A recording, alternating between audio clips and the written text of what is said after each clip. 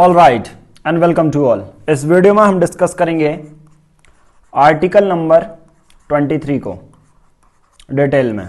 ठीक है, अभी तक हम लक्ष्मीकांत के चैप्टर 1 से लेके 7 के हाफ तक आई थिंक कर चुके हैं पूरा।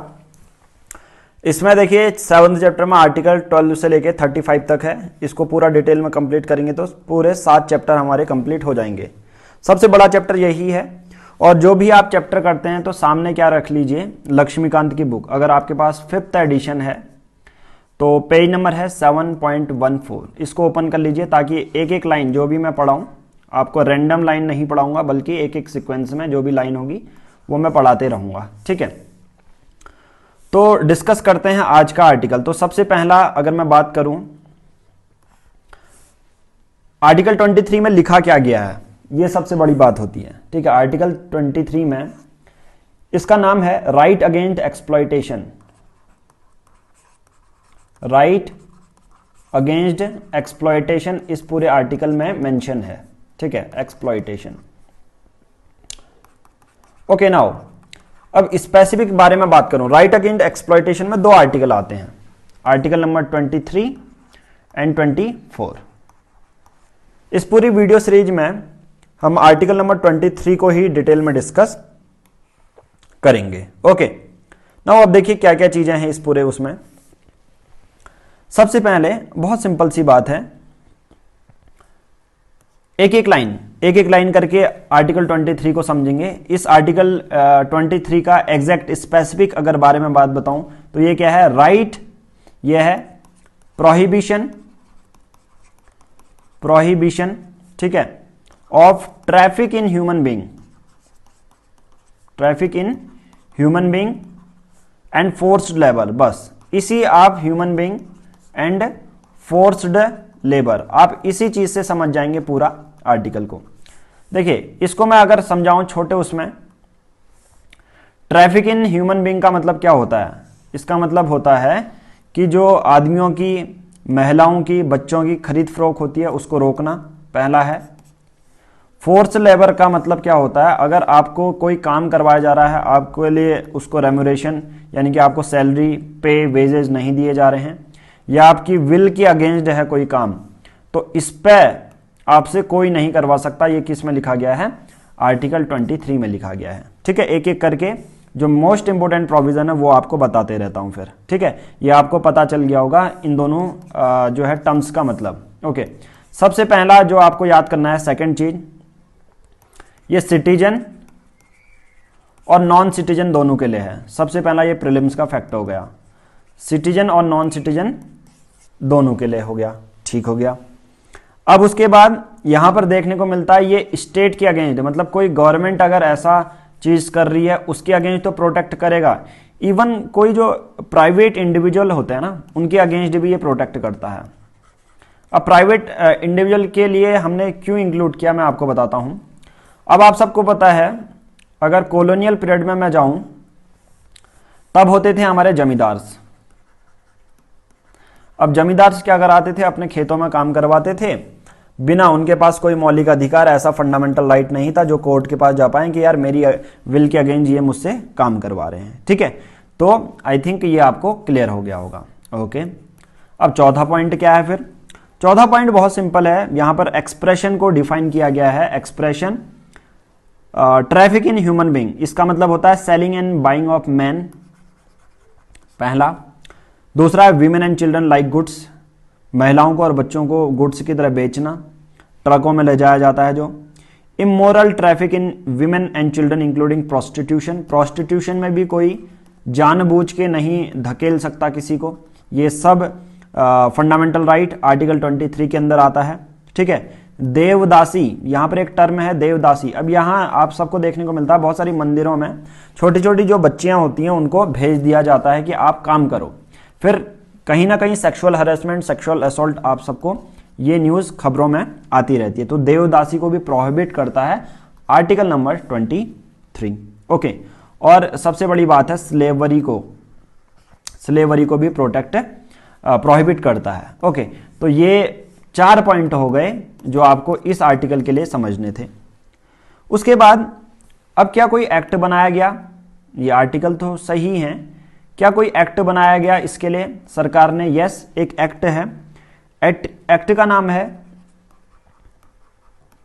Immoral traffic prevention act, immoral traffic prevention act 1956। Okay, तो आई थिंक ये वाला क्लियर हो चुका होगा आर्टिकल 23 का। ओके, अब उसके बाद बहुत सारी चीजें इसमें ऐड हैं, जैसे आर्टिकल 23 में ये एक्ट है, यानी कि देखो ये सब चीजें तो कॉन्स्टिट्यूशन में मेंशन है, तो इसके लिए पार्लियामेंट ने कोई कानून बनाया क्या? वो कानून का नाम है 1956 वाला। ओके, अब देखिए आर्टिकल 23 में जो हमारा कॉन्स्टिट्यूशन है उस पर एक और चीज ऐड की गई, एक और चीज इस पर ऐड की गई जिसे हम कहते हैं bonded labour, bonded labour. Okay, अब ये क्या है? सबसे पहले एक अच्छे से आप समझोगे, बेगार का मतलब होता है एक ऐसा काम करवाना बट आपको पे नहीं दी जा रही है, उसे कहते हैं बेगार।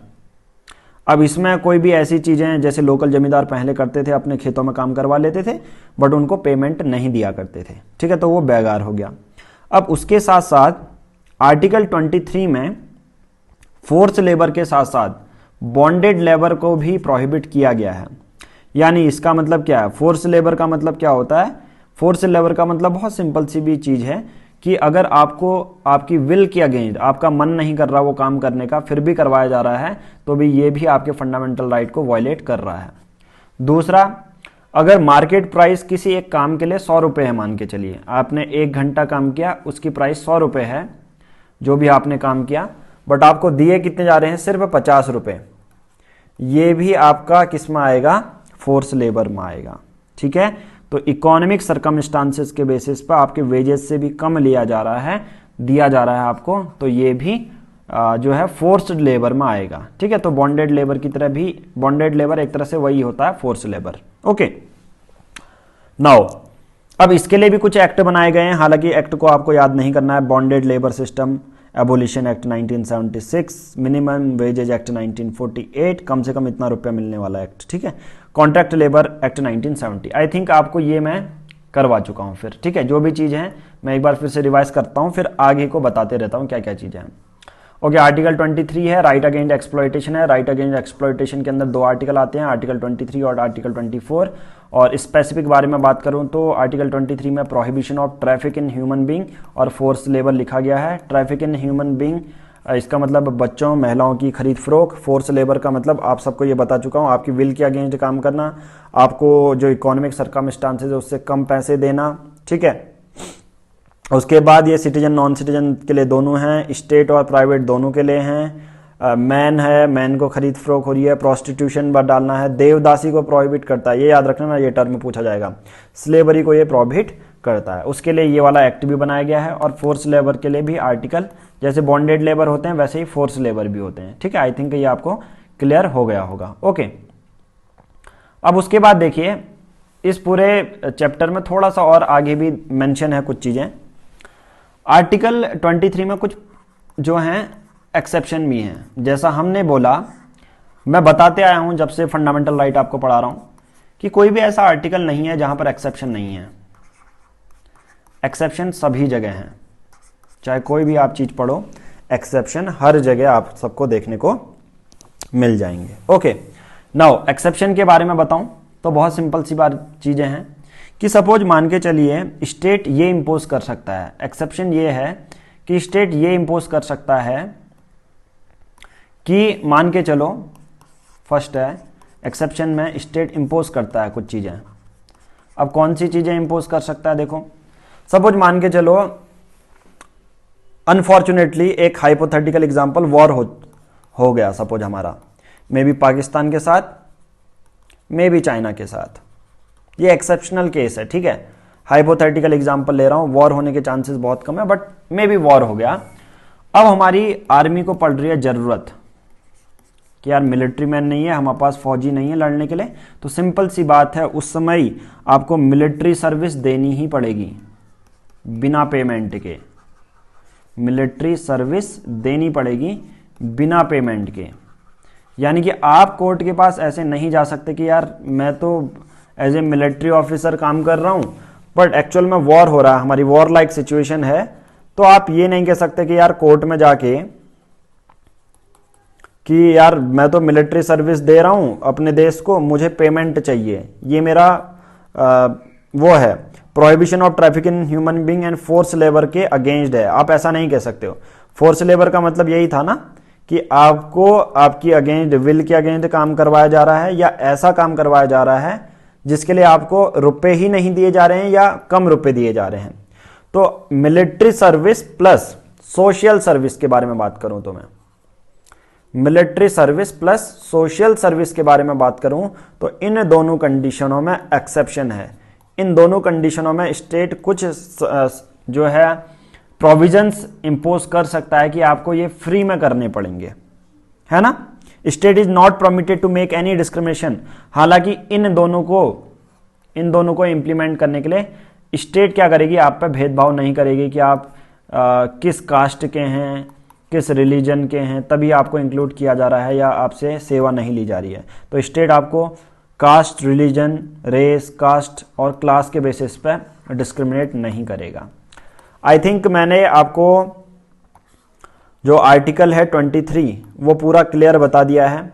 आर्टिकल 23 को मैंने पूरा क्लियर बता चुका हूं कि एक तो आर्टिकल 23 मैंने बता दिया आपको पूरा, और उसके साथ उसके एक्सेप्शन भी बता दिए, ठीक है। ओके, नाउ लास्ट में इंफॉर्मेशन देना चाहूंगा, अगर आप कर रहे हैं यूपीएससी की प्रिपरेशन तो आपको अगर disaster management book, science and technology की बुक, इंटरनेशनल रिलेशन की बुक इंक्लूडेड, आपको द हिंदू की मैगजीन मंथली वाइज, ठीक है। कभी भी आप प्रिपरेशन कर रहे हैं, कभी भी ये वीडियो देख रहे हैं, तो आप हमारा पैकेज ले सकते हैं 7505134891। इस नंबर पर कॉल करनी है। बहुत सिंपल पेमेंट प्रोसीजर है, गूगल पे या फ़ोन पे, या हम आपको एक लिंक जनरेट करके देते हैं जहाँ पर आपको अगर बर्डन है एनसीईआरटी की क्लास 6 से क्लास 12 तक पढ़ना है, तो हमने बनाए हुए हैं नोट्स, हर एक सब्जेक्ट के चैप्टर वाइज नोट्स मिलेंगे आपको। एनसीईआरटी की टेस्ट सीरीज भी मिल जाएगी, यानी कि जो भी आप चैप्टर पढ़ते हैं उसके बेस पर टेस्ट सीरीज भी है आपकी एनसीईआरटी को और ज़्यादा बूस्ट करने के लिए, प्लस उस पर प्रीवियस ईयर की भी चीज़ें हैं। तो इन सब चीज़ों को परचेज करने के लिए आपको इस नंबर पर कॉल करनी है या व्हाट्सएप आपको कर लेना है, ठीक है। बाकी अगर आप हमारे टेलीग्राम ग्रुप से जुड़ना चाहते हैं तो सर्च बॉक्स में टाइप करना है @PR पब्लिकेशन, तो वहाँ भी हम बहुत सारी चीज़ें फ्री में देते रहते हैं, आंसर राइटिंग करवाते रहते हैं। तो आज की इस वीडियो में हम इतना ही करेंगे। Thank you.